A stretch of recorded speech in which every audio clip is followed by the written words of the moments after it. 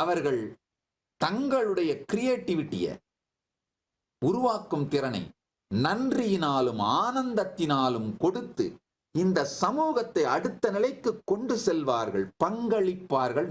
அவர்களுடைய நல்ல தன்மையின் மீது நாம் நம்பிக்கை வைத்து இயங்கினால் மிகப்பெரிய நன்மைகள் மலரும்.